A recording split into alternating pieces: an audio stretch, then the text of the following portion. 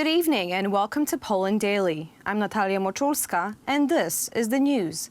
Participation in the nuclear sharing program, to which only 5 countries belong at the moment, would significantly increase the prestige and position of Poland in NATO.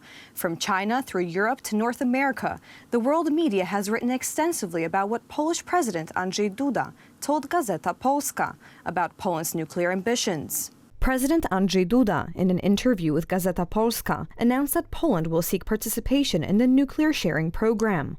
The problem is above all that we don't have nuclear weapons. There is no indication that we would have them as Poland in the near future. There is always a potential opportunity to participate in the nuclear sharing program. We talked to American leaders about whether the United States was considering this possibility. The topic is open. The words of the head of state were picked up by foreign media. Poland says it approached the U.S. about sharing nuclear weapons. Poland boosted military spending in the face of war in Ukraine. Polish president talks with U.S. officials on sharing nuclear weapons with NATO. Poland is considering the placement of U.S. nuclear weapons amid growing concerns over Putin's threats. Poland, as one of Ukraine's committed supporters in its 7-month war with Russia, is holding separate talks with a number of countries, including the U.S., on obtaining nuclear weapons. Financial Times correspondent in Europe, Henry Foy, praises Polish efforts to join the nuclear sharing program. Poland's President Andrzej Duda says talks are open with the U.S. on hosting some of its nuclear weapons. Would be a serious step if it takes place. Belgium, Germany, Italy, the Netherlands, and Turkey currently host U.S. nuke weapons under the NATO sharing program. This is not the first time Poland has signaled that it wants to join the nuclear sharing program. Already in 2016, the Polish military conducted exercises in which a nuclear attack was simulated.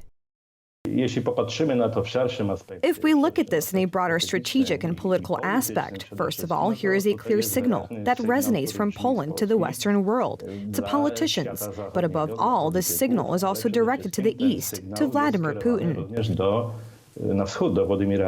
Countries participating in NATO's nuclear sharing program receive nuclear warheads from the United States under a loan arrangement. Experts argue that Poland's participation in this program would translate into a real increase in our country's security. 225 days of war in Ukraine. Yesterday, Russian President Vladimir Putin signed a decree to take over the Zaporizhzhia nuclear power plant and integrate it into the Russian power grid. The decision, according to the corporation's authorities, is against international law. Meanwhile, Ukrainian troops are preparing for a counteroffensive on Kherson.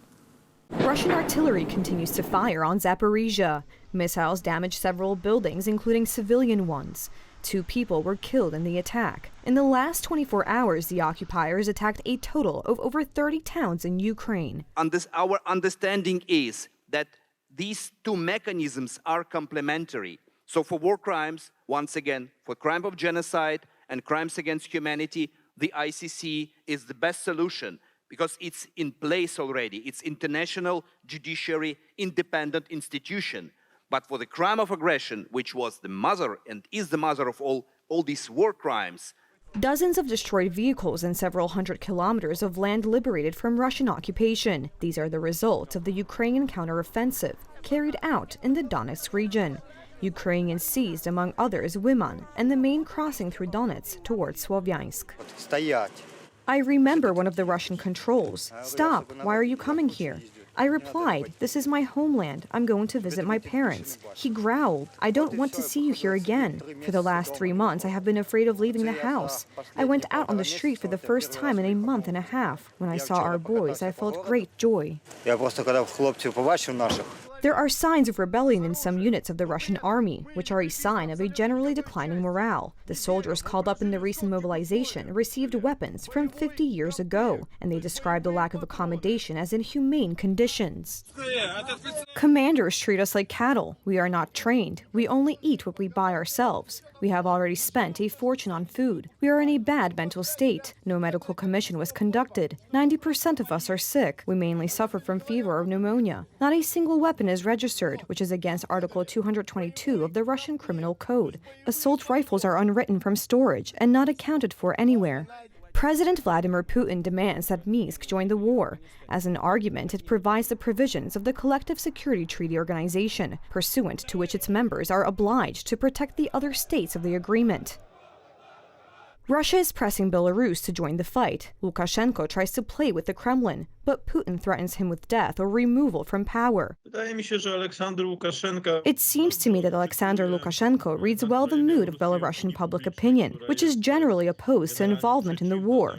Ukraine will not be hit with Belarusian forces. The Ukrainian counteroffensive is taking place mainly in the Luhansk and Kherson oblasts. In recent days, Ukrainian forces have liberated over 2,000 square kilometers of land. At the moment, we are not revealing our strategy. On the other hand, the decisions made will surely delight the Ukrainians and worsen the situation of the occupiers. Soon, we will settle Russians according to the international law. According to the findings of Ukrainian intelligence, the lack of personnel in the Russian army is being supplemented by criminals willing to fight on the front. Ukrainian intelligence said that 650 men have been appointed to serve sentences in penal colonies so far. Meanwhile, soldiers who are undecided to fight are mobilized in various ways.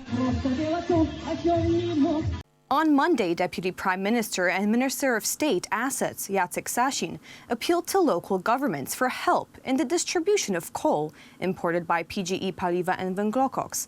Earlier today, Prime Minister Mateusz Morawiecki, during a meeting with local government officials, announced that the government is preparing a draft law that will provide compensation to local governments in the event of higher coal prices.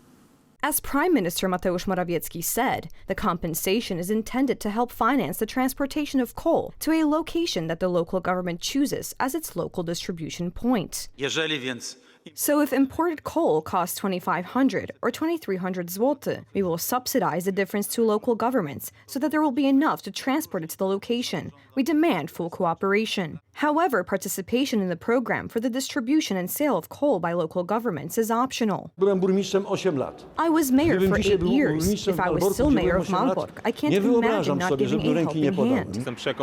I am convinced that no decent local government official will refuse to help their own residents in a situation where they have the legal provisions to do so. For local government officials, it is the legal issues that can be a problem. The situation is such that very many documents are created in a big hurry. A lot has really fallen on local government officials in this term. We're talking about COVID, the financial crisis, and the refugee crisis, and local government officials have never refused to help, and probably never will. Municipalities that decide to participate in the program are to collect information on how much coal residents need. The local government should buy coal from an importer designated by the government and deliver the raw material to households that have expressed a desire to buy. If it succeeds, it will be a success for the government because it has carried out the action with local governments so efficiently. And if it fails, then local governments will be blamed. It takes cooperation, and it takes dialogue above all. This morning, Prime Minister Mateusz Morawiecki met with local government officials. The Prime Minister boasts that he met with local government officials. It's a pity that he only invited representatives of one union sympathetic to the ruling government, but nothing lost. On Friday, local government officials from all over Poland will be in front of the Chancellor of the Prime Minister at around 1:30 p.m. for the protest of local governments. See you there. Mr. President, I always and often meet with various organizations, including local governments. You are welcome. A meeting with the Committee on Support of Government and Local Government. Today and tomorrow I am in Prague, where the European Council Summit is taking place. All leaders are looking for solutions for lower energy prices. A protest by local government officials under the slogan, "Only Darkness," is to pass through the streets of Warsaw on Friday. The difference is that trade unionists prefer to protest and make political theater instead of talk or look for solutions, to look for a way to distribute coal and support the people. According to the government's proposal, the sale of coal could be handled by all municipal units, which would additionally have an extended period of payment for the commodity from 1 to 2 months from the date of purchase. In addition, coal distributed by local governments could be bought by a person who has been granted a coal grant. The limit on the amount of coal purchased by a resident is up to 2 tons. Thank you so much for joining us this evening. Please stay tuned for Poland Daily Weather, Poland Daily Business, and some of our other programs. But for me, have a wonderful evening.